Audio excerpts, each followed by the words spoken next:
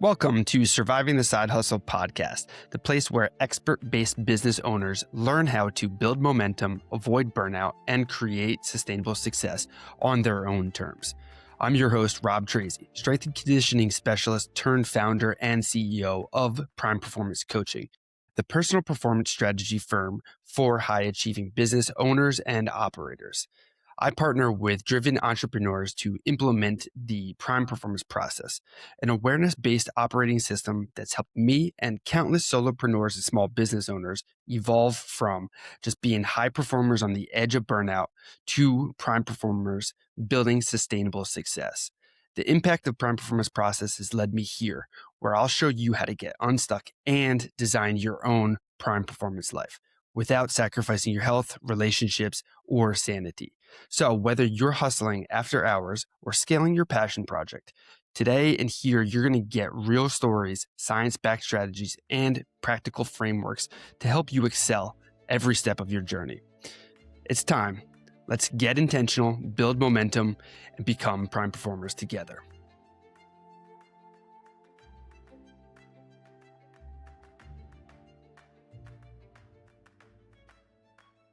We'll get started just after this message. If you're an ambitious business owner or side hustler who's ready for a breakthrough, tired of spinning your wheels, looking to slide past burnout and build real momentum, I'd love to invite you to book a free Prime Performance strategy session with me or one of our strategists. This is your chance to get personalized insight on what's been holding you back and get a clear path to move forward. No fluff, just actionable strategy. So if you're interested, visit survivingthesidehustle.com/free call to request your spot now. Again, that's survivingthesidehustle.com/free call. Looking forward to helping you become a prime performer.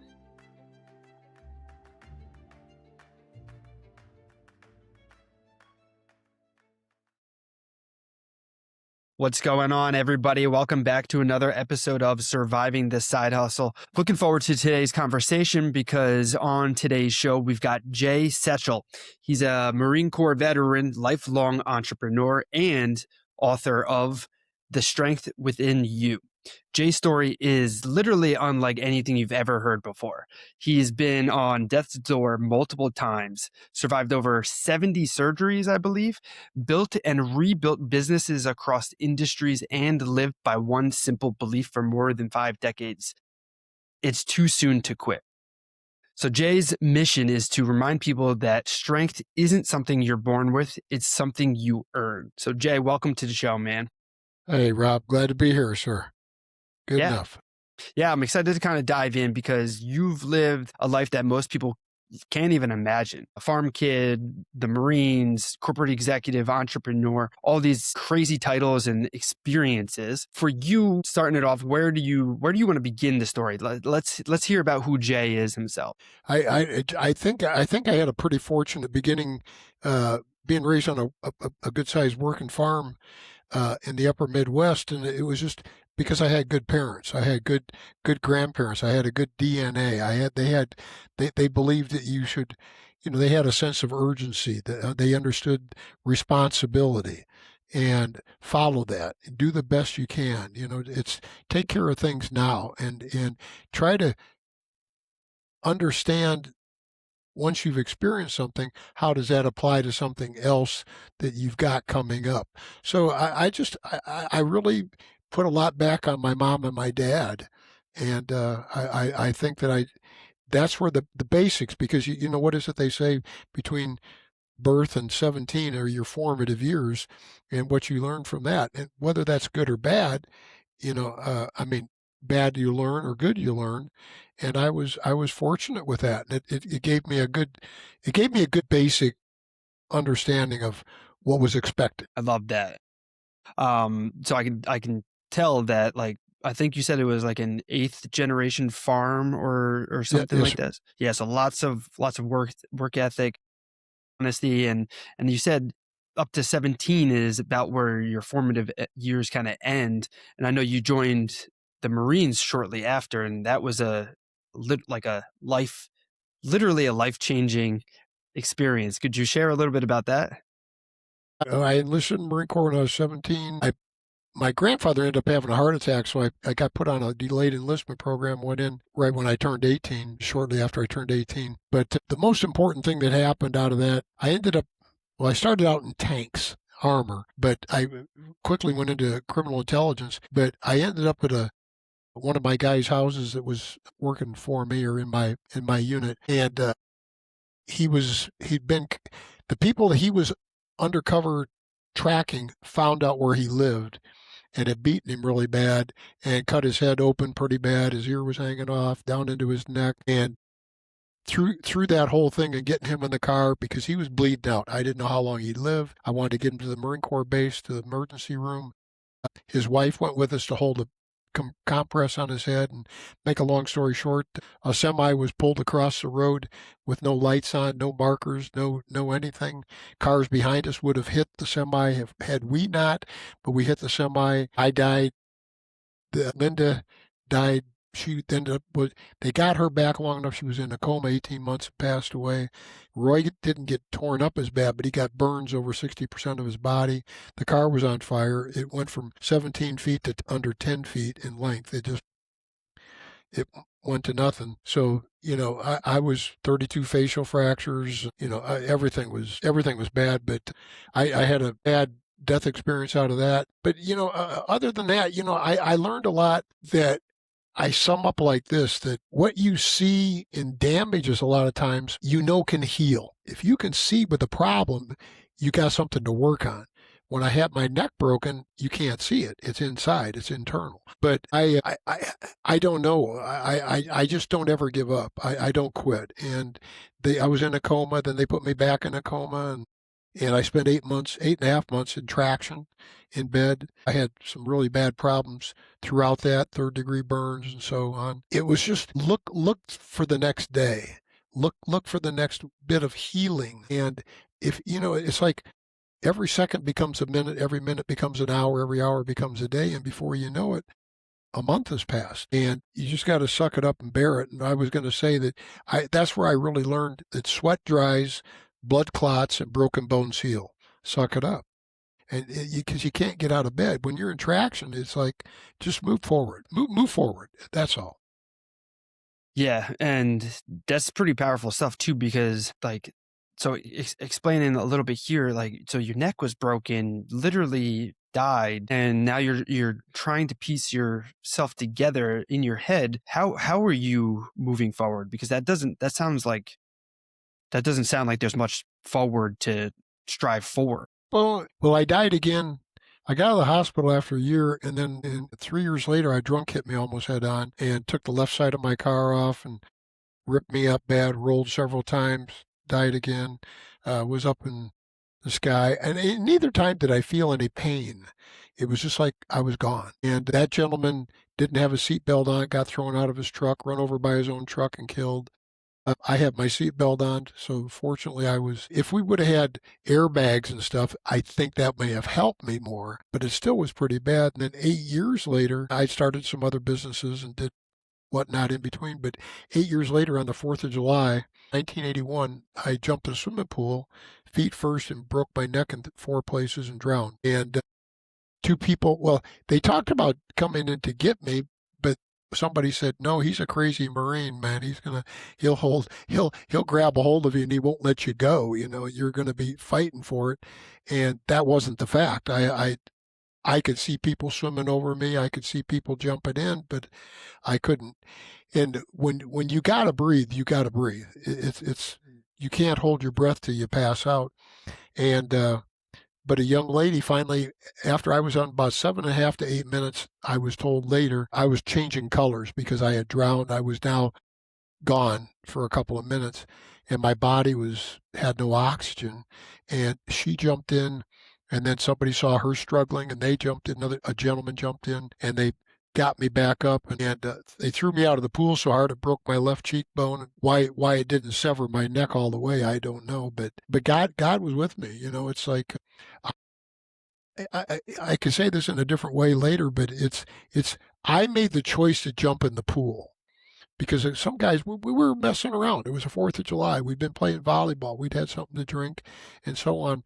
And they were going to throw me in, but I had some very expensive ostrich quill Lucchese pointy toe cowboy boots on and my billfold. And I said, no, no, no, no. You know, you can, after I get the boots off and stuff. And they came towards me and I jumped in. So I made the choice to jump in, but I think God was there to help. He put something in their hearts or their minds to come get me. And if it wasn't for that, I wouldn't be here at all. Yeah, so that's powerful stuff there. And right there at the pool incident, you've already technically died multiple times. How old are you at this time period? 31. 31. And you've already started multiple businesses, correct? Yes, sir. Yes, sir. So what, between the businesses and the incidents and situations that you've been in, there's a lot of resilience that I'm kind of hearing here. So can we switch over to the business a little bit? Because I know a lot of people listening are going through, they're starting businesses, they're starting their side hustles, they're taking that leap into their world of entrepreneurship. And it can be hard because everybody's got different challenges, Sure, different things like sure. that. What can you kind of share about in terms of this continuing to move forward and, again, just keep with the resilience? Where, like, is it all coming back from your parents and the farm, or was there other motivators that kind of pushed you to continue going forward? I would say it's a combination. A lot of it was my basic upbringing, I believe, number one. Number two, as I've looked back over the decades, because I should have been dead a couple, 3 more times, and I should have been dead when I was 17 from a feeding auger accident. I believe a lot of it, or the resilience is, I can look at what I've been through. Fighting for your life, let me put it this way. Fighting for your life is a whole hell of a lot harder than trying to start a business or get something going or keep it going. Because if you're trying to start it, it's a decision. What's the service going to be? What's the product going to be? Who are you going to sell to? They're choices. When you're laying paralyzed or you're dead, you don't have a choice. So to come back and to look at that, I think that's where the resilience, and it gives me an outlook. Like, how far did I have to think ahead when I was in the hospital in the Marine Corps? I used to, what they call, debride. I cut my own skin off on my burns. I soaked them in betadine soaks. I gave myself my own shots. I was always trying to stay busy doing something, because if you got a busy hands, you got busy mind. And being said, it gives you something to look forward to. Have a vision. What is it? And before, I would say that before people start a business, number one, research it. Number two, dig as much into it as you possibly can. No, another thing is, talk to people that are in that business. And you don't have to do it. If it's something you're going to start locally or in your region, go out of your local or area, or go out of your region and talk to somebody that you find has a very successful business like that, and ask them, tell them, Rob, I'm not in your area. I've driven 700 miles, and what I'd like to do is start a XYZ business. May I talk to you a little bit about what you've been through and what you found successful? And from there is just do the best you can. But that kind of can give you a thing, and a lot of people will never do that. And I know, because I've asked some people, I've given some help to some folks, but a lot of it's the vision. What do you see? And if you're going to start a business with a product or a service, try to find something that maybe isn't being provided that people need or people want. Not a lot of people don't know what they want, but they know what they need. And that being said, when you do it, even if somebody else may be providing a product or a service, maybe they're not doing the best they can do, and you can improve upon it. And if you can improve that, sell that product or that service better, you're going to do better. You'll take their clients, you'll take their customers. So, well, I was going to say one other thing about doing but it's so much of it is doing the best you can. Be concerned about your product and be concerned about the client. What is best for the client? If you worry about that, or are concerned about that, or have the vision for that, and provide the best product, the best service, the best of everything you can possibly do, don't worry about the money. don't worry about the sale. It's more about taking care and making sure the client's happy and they're getting what they want. And when you've done that, everything else comes along. The accolades come along, the money comes along, the clients come along. When you get clients, you want to hang on to them, because once you've got a client, it's a lot less expensive to keep a client than it is to get a new one. And it's a lot better. And then something I'm going to throw this out since you've asked me. I'm going to keep going for a second if you don't mind. It doesn't hurt, and something I've done on multiple businesses, and I did it corporately, is ask people, what is it that I could do better? What is it that you would do different than I'm doing if it was your business? Can I provide, or what other ideas? Ask a lot of questions. It doesn't hurt.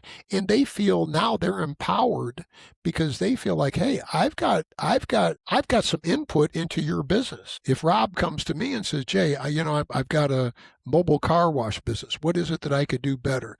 Well, I can tell you, well, you showed up 20 minutes late. Be nice if you were on time, or called me, texted me, said, hey, I'm running a little bit late. I know you didn't do the door jams. I know you didn't do the wheel wells. Take that. Take it as constructive. Gosh, I should have done this. And now, and then maybe offer me, say, hey, okay, I'd like to come back and do it again. Call me when you're ready, and I'm going to do it for 50% off. Because 50% off, I'll probably do it, give you another shot. Now you've got somebody I may be a continuous customer, because whether you're busy, whether you just don't have the time, whether you have a physical ailment. I mean, I'm in a wheelchair. I can't wash my vehicle. I used to, even when I was mostly paralyzed, or somewhat paralyzed, less paralyzed. I still wash my own vehicles, but I'm very detail oriented. So pay attention to the details. Details are it's omnipotent. It's the most important thing you can do. Little things become big, and it's a lot easier to take care of it when it's small. That's a little bit of.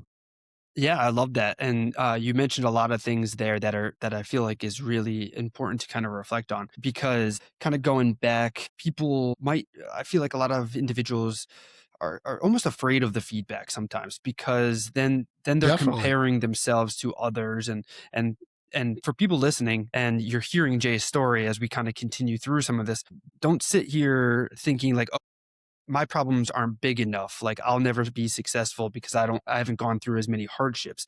Everybody's has No. different hardships. Can you speak maybe on that, on how maybe some people's problems are just as bad, and if not worse, and everybody's unique with their own situations and stories?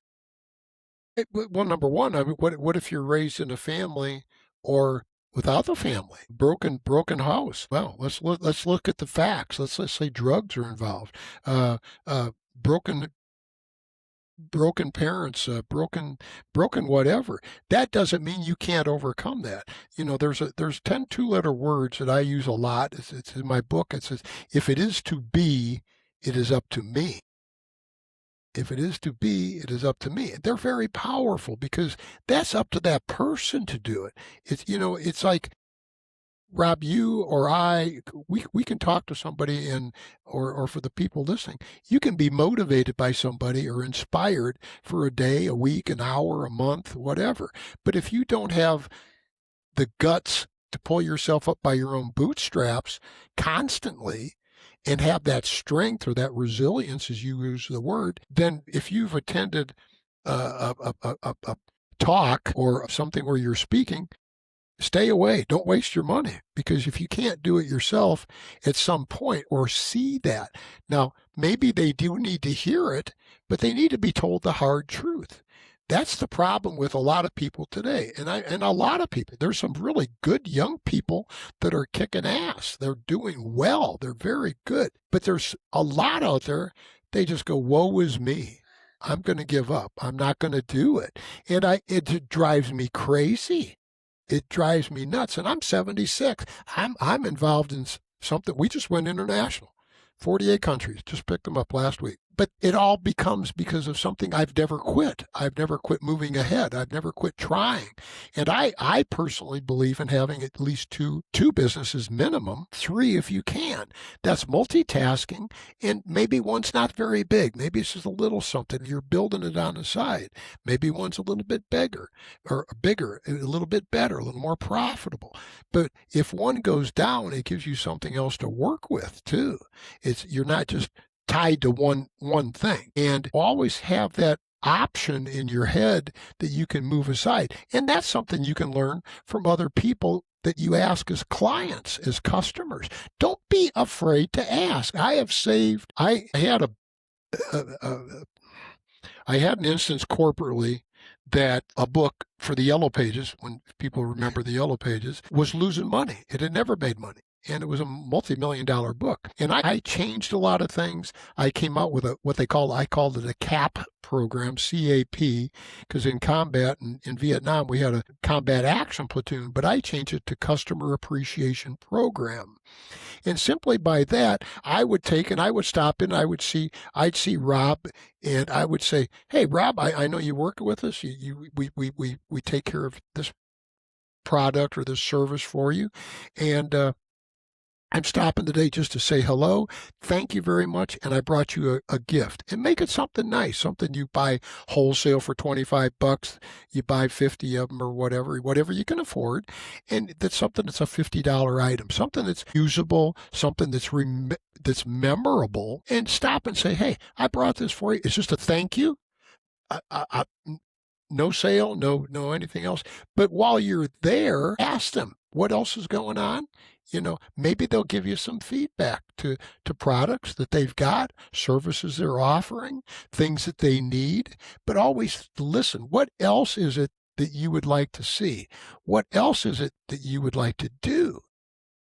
And the wealth of information, people like to talk. They like to tell you, because how many people complain? Everybody complains. Okay. Yeah. But how many people, and I am very big on calling somebody, and telling them thank you, that they had a service rep come out. I had a gentleman work on my wheelchair the other day, and he did a good job. He was here in time. He was courteous. I called and I told him, "Thank you very much." I called the wheelchair company. I know you. She says, "Sir, thank you very much." Nobody ever calls. They always call with some problem. They always complain. Ask questions, and people will tell you, Yeah. Yeah. I appreciate you saying that too, because I'm somebody who, pretty much anytime there's a survey or something afterwards and somebody had actually given me great service, or even if they haven't given me good service, I love to do those surveys because I know that there's other people behind the surveys and other things. And whether there was good service or not good service, it's something that can hopefully get back to somebody on how to do something a little bit better and improvement. And I know, because I take it so seriously as well. I'm always asking for feedback on different things, coaching, speaking, even podcasting and such, because that's how I continue to get better, having that strive or that drive to improve and get myself better. But I'd love to switch this and kind of revisit back to some of the resilience. And because entrepreneurship is difficult, and somebody listening right now might be interested in starting that side hustle, but they're like, "Oh shoot, I don't know if I can handle all of that." Is there a way that they can start to build up some of this grit or some of this strength, some of this non-quit? Is there a way that they can start small to progressively get bigger and bigger with this? Yes. And before I say that, I want to go back to just one thing, if I may, for asking questions. When you have a small, and this pertains to what we're just talking about, not only do it to your clients and your customers, but ask questions of your employees. I used to do quarterly, never less than every 6 months, but quarterly generally. I would ask everybody that worked for me or whatever, what is it you like about your job? 3 things. What is it you don't like about your job? 3 things. What is it you would change about your job? 3 things. They don't have to put 3, but they can give me 3. What is it you would do if you were in charge? What is it you would add to the company? And you'll get amazing feedback, and that relates to what you're asking about resilience or how you see things. But you said the words, start out small. That's the key.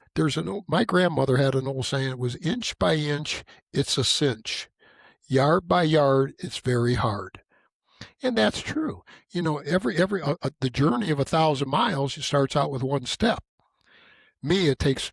I start my wheelchair and I go to my battery die, then I charge it again. But it's the point's taken. Start out small. Start out with it. Start out with a dream big, start small. And like I say, read some books, read some articles, listen to some podcasts, people that have tried something. What is it that they haven't done? There's a book out that, oh my gosh, I went through it and I probably made 1,000 marks in it because it was like, there it's me. But it's called Winners and Losers. The book's called Winners and Losers. And it's a good book. It talks about, the guy interviewed a lot of CEOs and stuff and got information, but almost everything there's me. It's just straight across. But start out small. Start out with something but I'll share something that was a problem for me and why it was a problem and what I did about it. And that's simply the fact that I had a company. They put me out to pasture when I was 41 years old from GTE. I was regional manager. I'd had too many surgeries. My paralysis was getting worse. I was a risk. So I took a long-term disability agreement that I'd signed up for when I started with the company with the Yellow Pages. And I didn't have to do anything. Between that and my investments and stuff, I didn't have to do anything. But I want to do something with my life. God kept me alive, and I can't ever be. I'm so grateful. So when I look back at what I did to start stuff, and I've lost where I was at. I know I said that because I was grateful. I was just like, wow, the companies and something. Go back, ask me your question again. Hey, sorry for the interruption. It's me, Rob, and I hope you're enjoying today's conversation. But I wanted to remind you, if you're a driven entrepreneur or an expert-based business owner who wants to get unstuck, create sustainable momentum, and really start moving forward, I've got a free resource just for you. You can download my 5 Keys to Clarity and Momentum. It's a PDF guide. It's a quick read, and it'll help you cut through the noise, clarify your next steps, and start building the systems that you need for sustainable success. So if you're new here, or if you haven't grabbed it yet, this is the first step to applying these principles in your own journey. So head over to survivingthesidehustle.com/5 keys and download your free copy today. Again, that's survivingthesidehustle.com/5 keys. Yeah, so we were talking about how moving forward and the resilience and starting small is it possible, and how can we start small? There again, I think, and I was talking small. That's why I was like, think about the resilience issue. Maybe it's something that somebody can even do by exercising. A lot of times is, how many push-ups can you do? I'm just throwing something out there. I can do 5. Okay, well, what if you want to set a goal for 20? It's consistency and discipline. And I don't think people understand the word discipline enough, and the consistency to never quit. That's all it is. It's like I don't know, it's like brushing your teeth. If you're going to brush your teeth and go to the dentist and you want a good dental checkup, you can't go without brushing your teeth for 11 months, and then the last week you brush your teeth an hour every day. It doesn't work. It just plain doesn't work. So if you brush your teeth 2 minutes in the morning or 2 minutes in the evening or 3 minutes once in the evening or once, whatever, it's consistency. It's discipline. Make sure you do it, no matter, even if you're not feeling well. But I think starting the small, this inch by inch, take something that's not as difficult. But I know where I was going to go with that. What I had done, I started a business that was going to make, you give me color photographs, I'm going to turn them into a calendar, 8.5 by 11, laminate them, put them together, start it, blah, blah, blah. It's a long story. And it just wasn't going the way I thought it would. Even though I had researched it, I'd asked a lot of people. I'd asked over 500 people that I didn't know outside a Lowe's or a Home Depot kind of place. What would you think of this product? Would you buy this product? What would you pay for this product? I asked all those questions, and it was pretty good. So I was running like 85%. So I'm thinking, okay, but it didn't work. So what I did is, with what the color producing equipment, it was using color copiers. Today, a color copier to your generation is, but 25 years, well, see, gosh, now I got to think how old I am here. Yeah, 35 years ago, color copiers were just coming out. They were just coming out.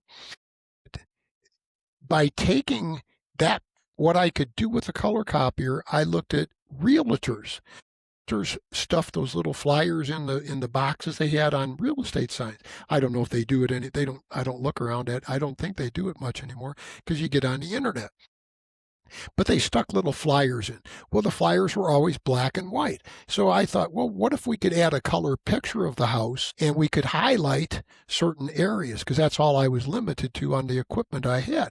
But I did that, and I collected some flyers from several different people. I made some appointments with the realtors. I said, hey, I'd like to make a little presentation and show them. And I took the black and white flyer for Miss Smith, and I took the same flyer in color with areas highlighted, and they're going like, oh my God, I love that. And realtors like to have their names on the side of the car. So I thought, you know what? And they're always this magnets, rolled up magnets. It's 30 mil magnet material, I think it is. And I was able to do a color picture. I take your picture right now, okay, and I print it out in color. I do it on 11 by 17. The magnet was 11 by 17. Get a little corner rounder, and this was all stuff I just thought of. It's just like, oh, well, why not do this? Why not do this? And I'm more of a why not person than a why person. I like, why not try? I got nothing to lose.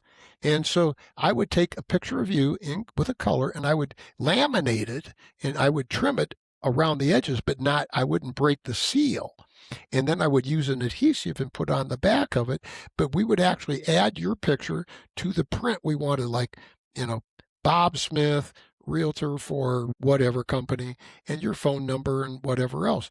And I would take that and put an adhesive on a double-sided adhesive on the rolled out magnetic material, put it on, roll it in really good, real tight, trim the corners, and they'd spend $55, $65. I'm talking 35 years ago.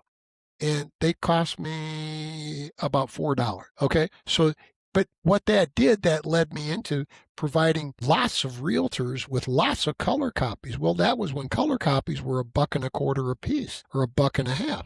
But your cost was higher too. I mean, your cost was 40 cents. But still, if you're turning 200% profit on it, that's not bad. And it's just looking for all these little different ways. There was a thing out, but anyhow, so that company, it just kept growing and growing. And I bought the fastest computer I could get. Matter of fact, it's the same computer. It was a Quadra 700 by Apple, and it's the computer that the chubby guy uses to run Jurassic Park.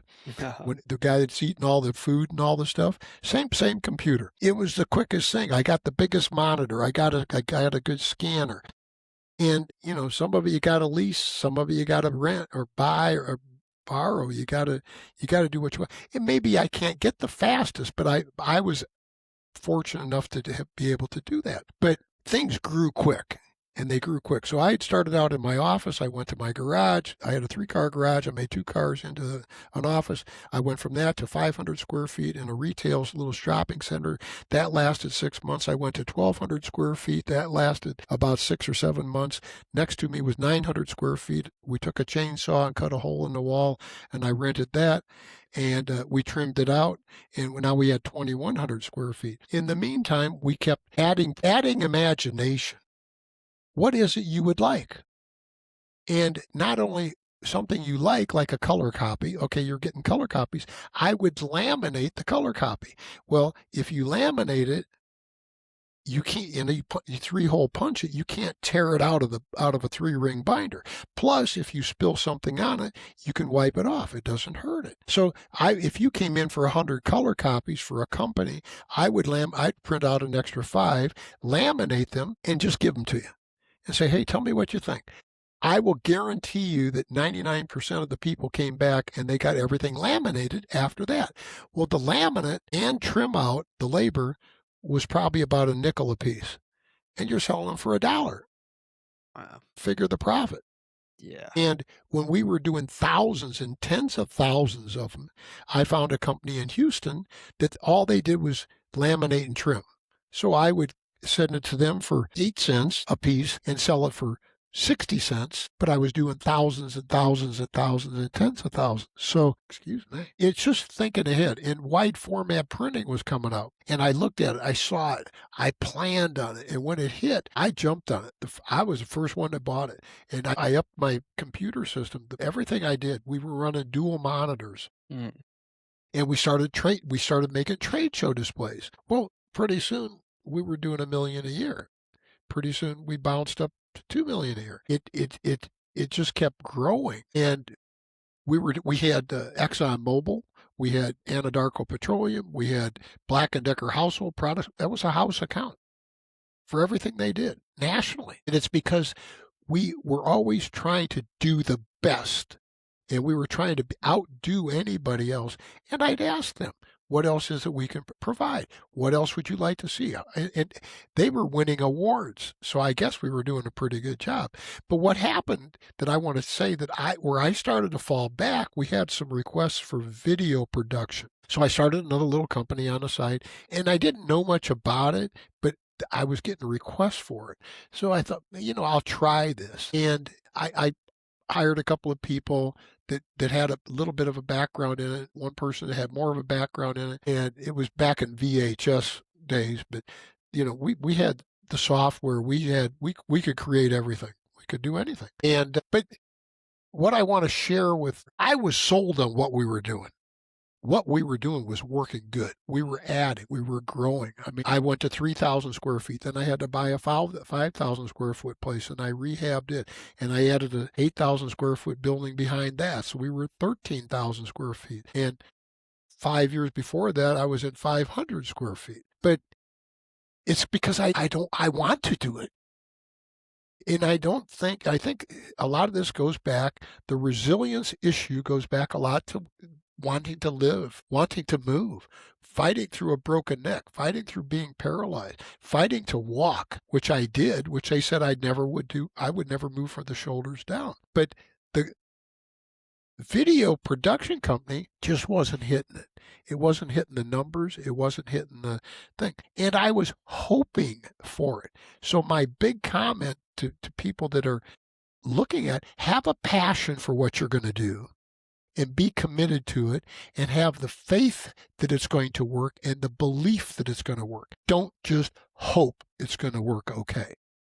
Yeah, I love that too. And just sitting back and hoping is not a strategy for success. And I think what I'm hearing a lot from what you're also saying here is that there's a huge awareness component too.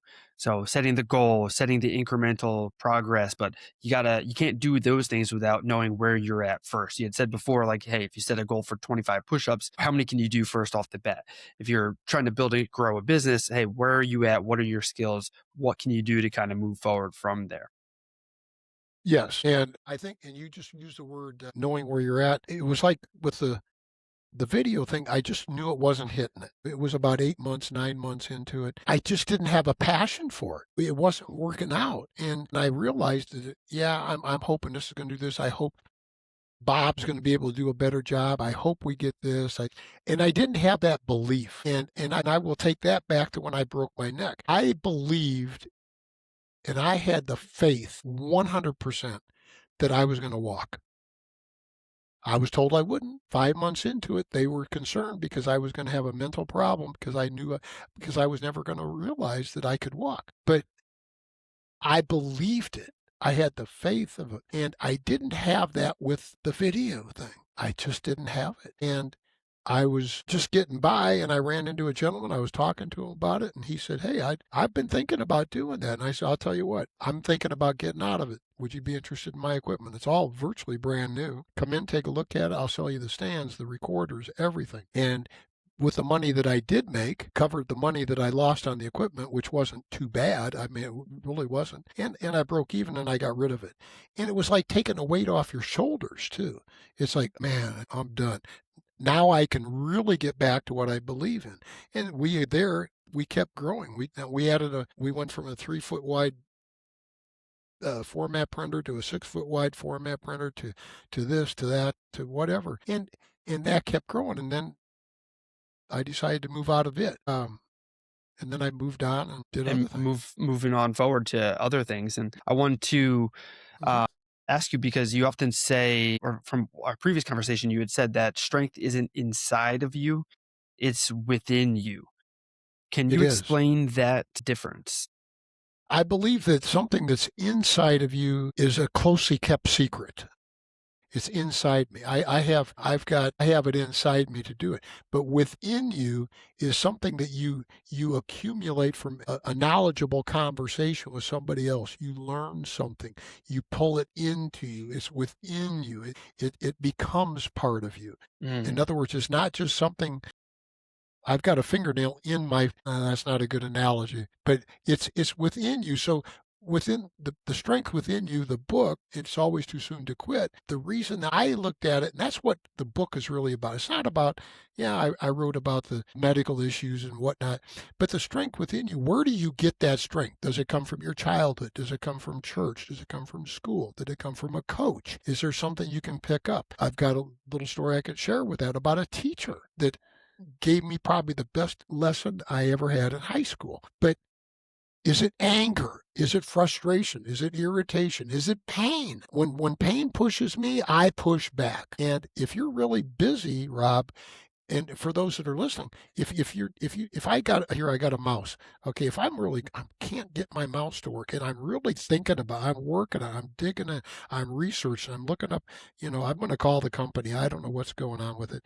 Okay. While I'm thinking about that and I'm concentrating on it, I'm not thinking about my back pain. And out of 73 surgeries, I've had 15 back surgeries. If somebody they've complained about having one back surgery or two, I'll trade with them any day of the week. And so, but the thing is, the pain gets less because I'm concentrating on something else. And what my story is, if I may real quick, I was in high school, I was a sophomore, I took algebra. You probably had algebra and you did really good at it. You might probably had more. I just didn't do good in algebra. I just X plus Z equals Y. If I put 1 plus 2 equals 3, that's wrong. How the hell can that be wrong?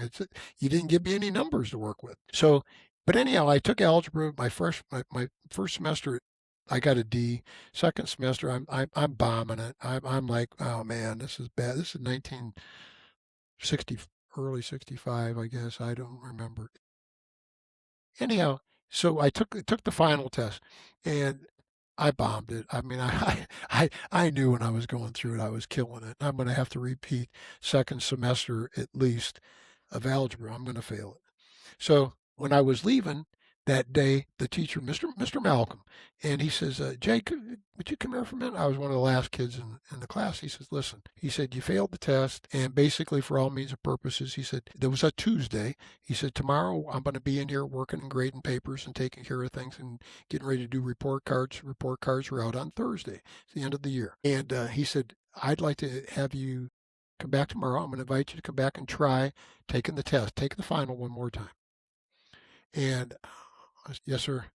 And I had plenty to do. I had a lot to do. I'm a busy boy. And I showed up that afternoon, early in the afternoon, and I took the test. And I think he gave me an extra 10 minutes, and I knew it wasn't going to go. So I get done with it. I went up, gives him the paper. He grades the paper, turns it upside down. And I say this in my book. I tell this in the book. And but the thing is, he said, Jay, I don't want to show you how bad you did because you did pretty bad. I think you did worse now than you did yesterday. But he said, and I'm going like, oh boy, oh man, I'm done. I'm sunk. But he said, I want to tell you, I had invited 6 or 7 students total to come back and take the test. Try taking the test one more time.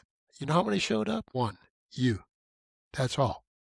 You came back and tried again. So what I want to tell you, and this is a lesson. Now, it didn't hit me then, but it hit me years later because that was me as number 1. But he said, straight A's will never get anybody down the road. Some people just pick it up. Some work at it. I'm not saying that they don't struggle to make B's and A's and get a C on occasion, but they do well. They have a stronger work ethic than the person that just automatically gets it. It's like, oh, that's nothing. I'll just do it. But it's the person that tries and tries, even though they failed, even though they bombed it, even though they knew they were going to bomb it. They tried and they tried and they tried. That will get you a long way down life and make you successful in life. Good grades don't mean anything in comparison. That was a lesson. That was the best lesson I got out of school. I love that. And I love that too, because that's carries over in every kind of industry and everything that you're doing. Everything. Jay, I do want to be courteous of our time though. And I know Yes, sir. you've got the book out. So where can people get it? It's called The Strength Within You. And how do people get in touch with it and get their hands on a copy of this? Well, I right now I think, well, it's on Amazon. I think it's on, well, I know it's on Amazon and it's doing real good, real well. It's number one in 2 different categories. But I think they can get it Barnes and Nobles and such too. But Amazon is, The Strength Within You. It's always too soon to quit. And I've got a Facebook page coming out to The Strength Within You is the name of that, and it's going to. It's already up. They went up 3 days ago. We've already got the followers are coming in good, but it's more motivational, inspirational. What can you do? How can? And I give people. It's like I added something yesterday. It was I didn't know I could, and I tried it and it worked. But it says like sometimes it takes dreams to fail, or sometimes you need to fail at dreams to realize, or sometimes it takes failure or something to realize new dreams. But it's something I wrote down years ago, and I just added it, And then I've got a website that it was holding, and they just about got it wrapped up. So next week, but it's called, and I was lucky. It's called Never Quit Trying. That's a good one. It's like keep on trying. NeverQuitTrying.com. I love it. But that's what it is. I think it's just you can't quit. It's a mindset. It's something you just kind of have to, even if you pick it up a little bit at a time. And like you said back about the push-ups, hey, if you really do it, you commit to it.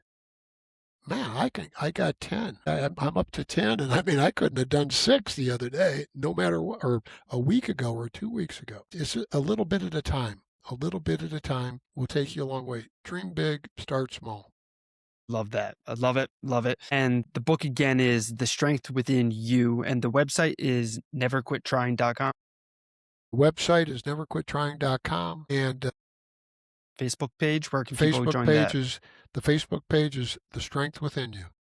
Well, Jay, I appreciate you sharing all your stories, your experience, and a lot of your insight too. This is valuable conversation for anybody at pretty much any stage of their entrepreneurial journey.